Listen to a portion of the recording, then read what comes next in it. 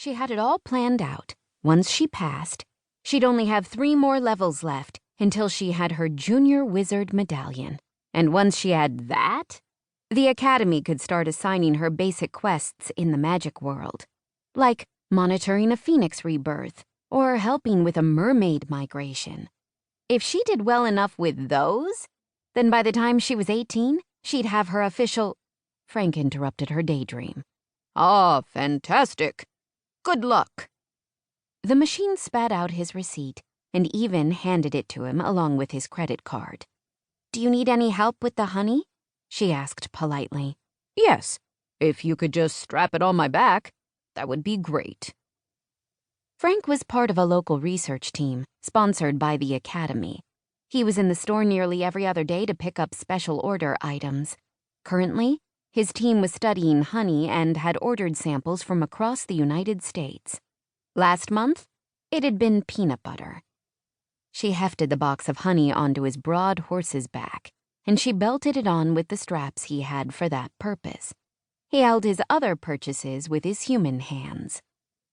Thanks for your business, Even told him, hoping she sounded professional. Please tell your parents to call when the next shipment comes in.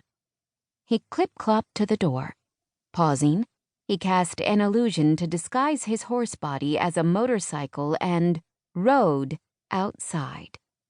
She wondered if he knew that his motorcycle didn't spew any exhaust and still kind of made a clip-clop horse sound beneath the engine roar. She waved as the door shut behind him. That went well, she thought. 1 happy customer down. Yay for me.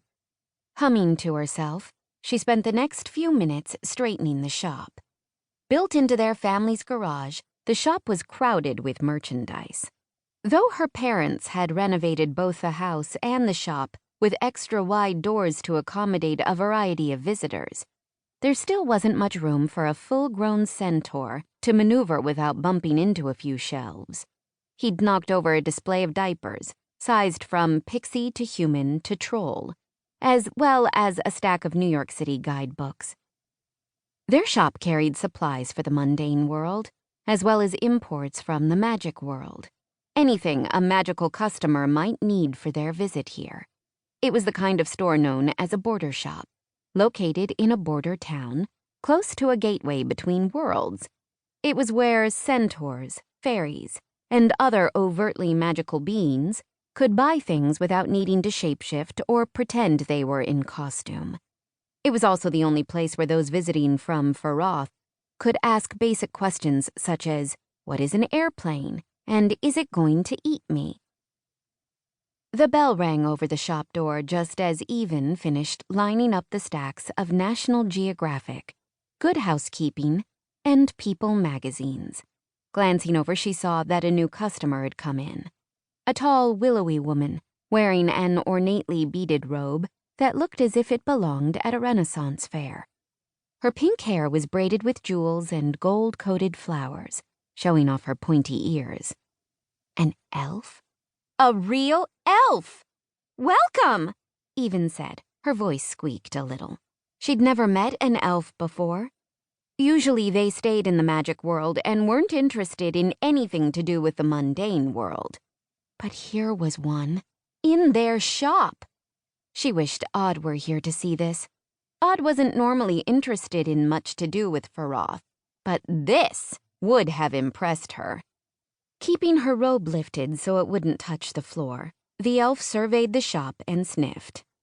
This is serviceable, I suppose. Are you the proprietor? It's my parents' shop, but I can help you. I mean, can I help you? Even felt as if her tongue were knotted like a pretzel. She tried again. May I help you with something? There, that was better. Perhaps. The elf didn't elaborate. Instead, she studied the overflowing shelves and counters with an air of faint disapproval. She looked as if she wanted to hold her nose, but was too dignified to do so. Even waited, shifting from foot to foot, wondering if she was supposed to make suggestions, or ask questions, or just wait politely for the customer to decide what she wanted. At last, the elf pointed one delicate finger toward the